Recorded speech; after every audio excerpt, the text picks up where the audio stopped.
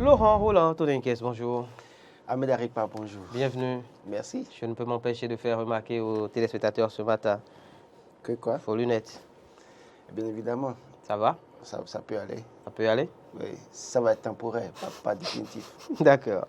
On démarre par un premier quotidien, celui du service public, La Nation, qui propose donc à sa une un titre en rapport avec la visite du chef de l'État aux Pays-Bas. 3 accords signés pour 118 milliards de francs CFA. Oui, je crois que c'est une bonne nouvelle pour le peuple béninois parce que quand on suit un peu le contenu de ces accords, on comprend que des localités auront de l'eau potable. On comprend que certaines localités, en tout cas au niveau de nos fleuves, des localités seront aménagées, bien évidemment. Et donc, je crois que c'est une bonne nouvelle. Quand on regarde un peu la qualité des milieux dans lesquels vivent ces populations au niveau de nos lacs, lac Nokoué, bien évidemment, la lagune de Porto-Novo, bien évidemment, il y a des choses à aménager. Et avec ces accords qui ont été signés, c'est qu'on va aménager ces espaces-là. Et maintenant, donner de l'eau à ces populations qui, dans des localités, peinent toujours à avoir de l'eau potable. C'est vrai que le gouvernement a fait beaucoup d'efforts depuis 2016. Mais tant qu'il reste beaucoup à faire, rien n'est encore fait.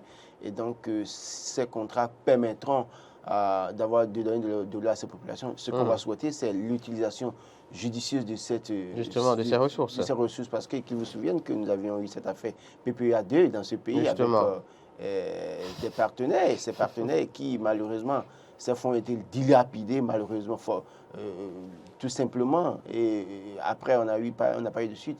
On a vu toute la gymnastie à l'Assemblée nationale pour lever l'immunité d'un député ou d'un ministre. On a vu comment est-ce que ça a abouti. On a vu un peu, on ne va pas rappeler tout ce qui s'est passé. Mais ce qu'on va souhaiter, c'est que pour cette fois-ci, et connaissant un peu la rigueur de Patrice Talon, je crois que ces fonds seront très bien utilisés et que ces populations qui ont besoin d'eau vont en avoir, en tout cas. C'est vrai que quand vous voyez les localités, on a comme l'impression que dans Bomé-Calavi, que le Bénin profond se trouve dans ces localités, localités loin de Cotonou. Bien évidemment, dans Lada, dans Bomé-Calavi, dans, je crois, Tori, Ouida, il y a bien des localités qui n'ont pas de l'eau potable. Je crois que j'ai été dans une localité, pas loin de Cotonou, il y a quelques jours, je ne citerai pas les noms, mais les gens n'ont pas de l'eau potable. Donc, il faut penser à cette localité, bien évidemment. Et maintenant, encourager le gouvernement déjà pour ce pas qui a été fait. Parce qu'il a fallu que le chef de l'État, qui n'aime pas tendre la main, qui n'aime pas sortir pour autant, qui veut se contenter des ressources mobilisées au plan national pour rester droit dans ses bottes. Droit dans ses bottes et mobiliser les ressources au plan national pour sa politique. Je crois que pour une fois, quand il sort, en tout cas, pour aller aux Pays-Bas et qu'il va signer ces accords, je vois que c'est une diplomatie offensive, comme l'aime si bien le dit le ministre des Affaires étrangères, qui tout le temps nous gave de cette expression diplomatie offensive, bien évidemment. Je crois que oui, il faut vraiment sortir. L'usage du terme gave m'interpelle. Bon, écoutez, pardon. Bon, qui utilise tout le temps qui aime bien cette expression. Qui aime bien cette expression. Tout simplement. Bien évidemment. De toute façon, une diplomatie offensive vers les Pays-Bas a payé 118 milliards de francs CFA pour de l'eau pour les populations. Bonne nouvelle. Et je crois qu'il faut utiliser de façon judicieuse ces sous pour qu'on ne connaisse pas la situation malheureuse de PPA2. En tout cas, on fait confiance à Patrice Talon et à son gouvernement en termes de rigueur pour la gestion des ressources. Autre bonne nouvelle pour les populations, à l'affiche du quotidien, l'affiche du jour ce matin, Laurent Roland Todenkes, identification des personnes au Bénin. Le CNPI est à 0 francs CFA avec une durée de vie illimitée. Oui, je crois que je l'ai dit lundi dernier que c'est une bonne nouvelle parce que à accéder, par exemple, au site de l'ANIM pour savoir où est-ce que vous devez voter, si votre nom est sur la liste électorale ou pas, il faut d'abord avoir le numéro personnel d'identification. Et avant d'avoir le numéro personnel d'identification, il faut avoir le certificat national de personnel d'identification, qui est le CNPI, bien évidemment, qui est à 0 francs. Et donc, quand vous avez ce certificat, que vous avez le numéro, ça vous permet de mettre votre numéro NPI, numéro personnel d'identification, dans la base de données pour savoir où vous devez voter. Et ça vous permet aussi de pouvoir faire le CIP, le certificat d'identification personnelle. Ça vous permet d'avoir votre adresse sécurisée. Et donc, aujourd'hui, c'est une pièce très essentielle dans le fonctionnement du citoyen béninois que nous sommes. Et le mettre à 0 francs facilite la tâche des populations parce que si on le met, en tout cas à titre payant, ça va être difficile pour les gens de l'avoir. Les gens compteront sur d'autres personnes pour l'avoir. Dans une certaine mesure, ça va être difficile. À 0 francs, oui, une certaine frange de la population peut l'avoir. Donc je crois que ce qu'il faut faire maintenant, c'est de suffisamment sensibiliser la population pour que les gens aillent chercher ce certificat national personnel d'identification, permettre à ce que ceux qui n'ont pas la possibilité de demander ça en ligne, en tout cas, qui se fassent aider par d'autres personnes pour l'avoir, pour que nous puissions nous assurer que tout le monde maintenant a son certificat national personnel d'identification. Ça va aider à faire beaucoup de choses. D'ailleurs, d'ici quelques années, si vous voulez faire des actions, déjà on demande si vous devez payer vos factures, vous devez pouvoir présenter votre numéro personnel d'identification. Et donc, ce n'est plus IFI aujourd'hui, c'est le numéro personnel d'identification. Si vous ne l'avez pas, c'est que vous pouvez être bloqué à bien des égards. Donc, encourager la population à le faire. Il faut il faut que l'ANIP communique autour de la question, que le gouvernement fasse le même travail au niveau des stations radio, des chaînes de télévision, qu'une communication soit faite pour permettre aux gens de le faire et montrer aux gens comment le faire. Ceux qui ont des smartphones, c'est très facile de le faire. Moi, je l'ai fait il y a quelques jours. J'ai des gens le faire sur leur smartphone, bien évidemment. Et donc, je crois que c'est une bonne nouvelle. Il faut encourager le gouvernement, notamment l'ANIP, à aller dans cette même lancée. Moi, j'aurais même aimé que bientôt que le CIP qu'on donne, la carte, le certificat d'identification personnelle, la carte qu'on donne, que cette carte soit gratuite, bien évidemment. Parce qu'en réalité, dans quelques jours, notamment en janvier, nous allons aux élections. Avec quelles pièces irons-nous voter? Je crois que le représentant de l'ANIP ici, sur ce plateau ici, avait dit que oui, il y aura des pièces qui seront listées qu'on pourra utiliser pour voter. Alors, à quoi bon continuer à demander aux gens d'utiliser permis de conduire ou d'autres pièces pour voter, alors qu'en réalité, l'ANIP peut mettre à disposition des citoyens béninois ces cartes que l'ANIP établit aujourd'hui. Sachant que hier, avec la LEPI, les gens, on avait une carte d'électeur. Bien sûr. Donc, cette carte qu'on peut mettre à disposition du Béninois gratuitement peut servir de carte d'électeur en même temps et permettre à tout citoyen d'avoir sa carte.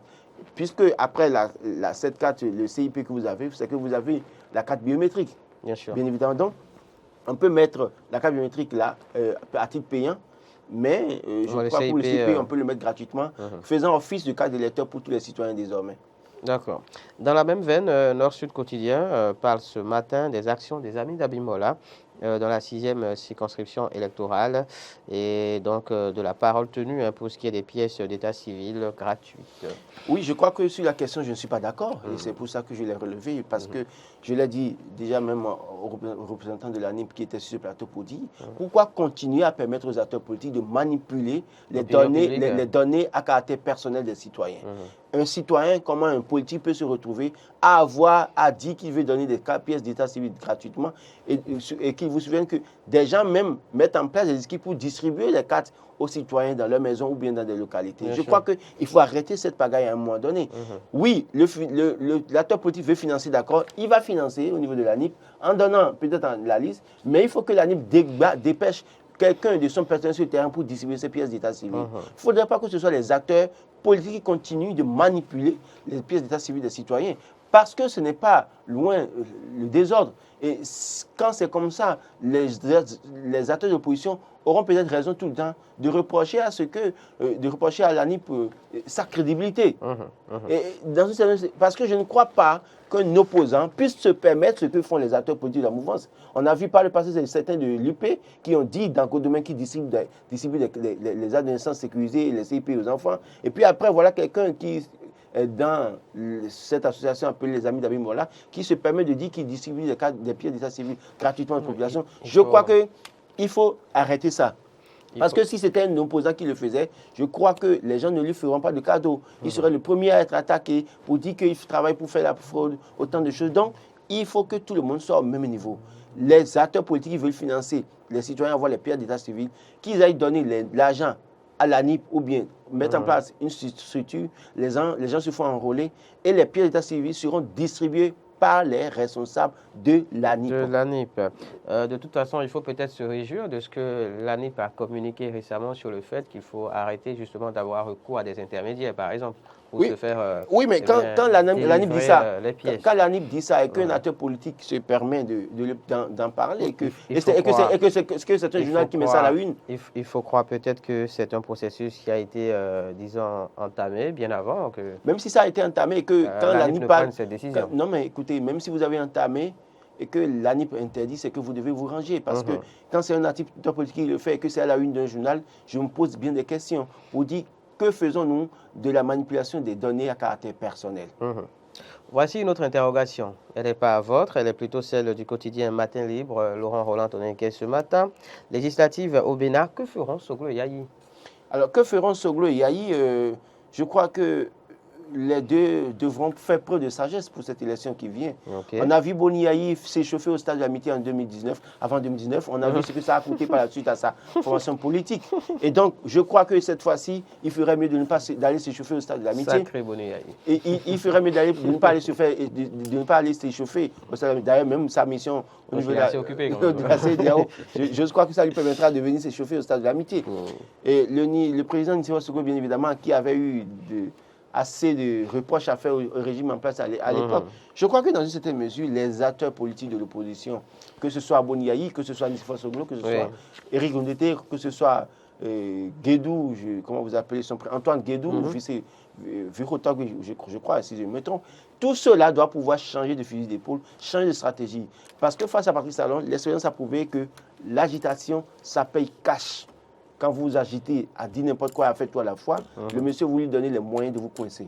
Je crois que le travail qui doit se faire maintenant, c'est de le faire discrètement, avec beaucoup de sagesse, avec beaucoup de discipline. Est-ce que vous les voyez se positionner, prendre une position radicale? Ah ben écoutez, ils sont de l'opposition. En tout cas, Boni Yayi, pour ce que je sais, est de l'opposition. Nicéphore Soglo, qui a eu dernièrement... L'ancien président Nicéphore Soglo, bien évidemment, pour ce que je sais, est de l'opposition. C'est lui qui a animé d'ailleurs même la résistance, surtout au siège de Vidolet, bien évidemment, on a vu ça. On a vu Boni Yayi, à un moment donné, au sein de la résistance, et après, peu ou prou, s'est retrouvé avec ses démocrates, dans une certaine mesure. Donc, même s'ils sont allés rencontrer Patrice Talon à la présidence, cela ne veut pas dire qu'ils sont devenus mouvanciers bon teint. Je veux bien croire qu'entre-temps, ils n'ont pas lâché leur formation politique, leur poulain, pour se retrouver dans la mouvance, les deux pieds joints. Donc, ce partant de la posture qu'ils ont adoptée en 2016, c'est que c'est des acteurs politiques de l'opposition qui, parfois, à un moment donné, se mettent au-dessus de la mêlée pour aller discuter avec Patrice Talon. Maintenant, cela ne leur donne pas le droit de commencer par avoir les mêmes réactions qu'ils ont eues en 2019, 2018-2019, bien évidemment en 2020-2021, qui ont conduit même des jeunes en difficulté.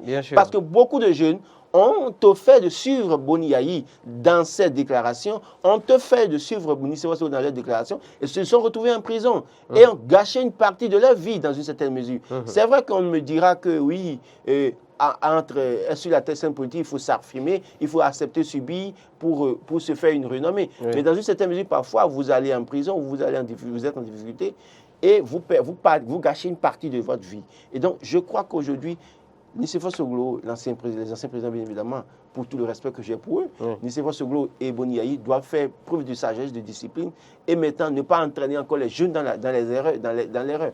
Vous savez, ces jeunes qui sont allés en prison, il y en a qui aujourd'hui, parce qu'ils ont tout perdu, se sont retrouvés à décider de sauter pieds joints dans la mouvance en allant vers le BR ou l'Union progressiste, bien évidemment. Donc, je n'apprends rien à qui que ce soit en le disant.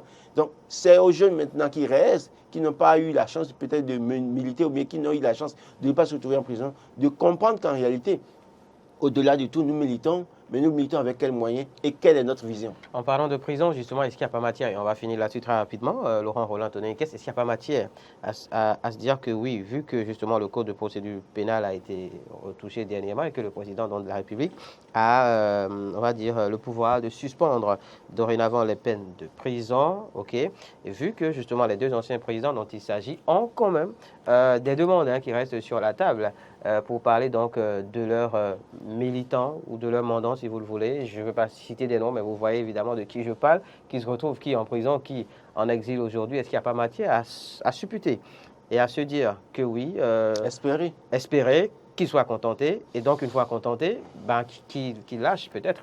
Oui, je crois que la loi qui a été à quelques mois des élections. La loi qui a été votée à l'Assemblée nationale, je crois que c'est un plus en réalité. Justement, parce que Patrice Talon avec les armes, les armes déjà de libérer ceux dont on parle. Il avait la possibilité de les gracier, ou de passer par l'amnistie. Et donc, bien évidemment, il ne l'a pas fait. Et donc, il a peut-être demandé qu'une loi soit encore votée. La loi a été votée. Mais ce que je veux dire, il ne faut pas toujours espérer que quand on va faire des casses, qu'un jour, il faut attendre le bon vouloir d'un chef d'État pour être libéré.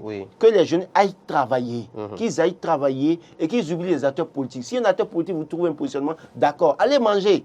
Au-delà de tout, allez travailler, allez manger. Mais le reste, c'est que allez vous mettre au sérieux. Prenez-vous au sérieux, allez travailler. Parce que autant qu'ils sont, et je le dis, c'est moi qui le dis, je l'assume, autant qu'ils sont, ils ne pensent qu'à leur famille en premier lieu d'abord. Et quand ils auront fini de penser à leur famille, ils penseront à vous, dans une certaine mesure. Les gens qui vous mettent à des postes de responsabilité dans une certaine mesure attendent quelque chose de vous. Parce qu'à un moment donné, vous pouvez mobiliser 2-3 personnes pour leur popularité. Et donc, si vous n'avez pas pour autant de popularité et que sur d'autres terrains, vous ne pouvez pas être utile pour eux, ils ne vous prennent pas. Des gens soutenus Patrice Talon depuis 2016, ils n'ont jamais été nommés. Ils ne seront jamais nommés. D'accord? Parce que cela ne peut... Non, mais écoutez, il y en a qui n'ont pas été nommés, qui ne seront jamais nommés parce que concrètement, ils proposent quoi? Ils apportent quoi de nouveau? Mais pourtant, des gens qui ne valent rien seront nommés parce que sur le terrain politique, ils peuvent apporter quelque chose, ils peuvent faire un travail dans une terrain. Parce que peut-être ils ont une compétence qu'ils peuvent revendre et que sur ça, Patrice Talon leur fera toujours confiance. Patrice Talon peut faire 10 ans au pouvoir, ils seront 10 ans ministres. Donc, je crois que les jeunes feraient mieux de réfléchir, d'aller se prendre au sérieux, d'aller travailler et d'éviter de suivre des acteurs politiques autant qu'ils sont. Laurent Roland Tonenques, merci. C'est moi. Pour le message à l'endroit de la jeunesse.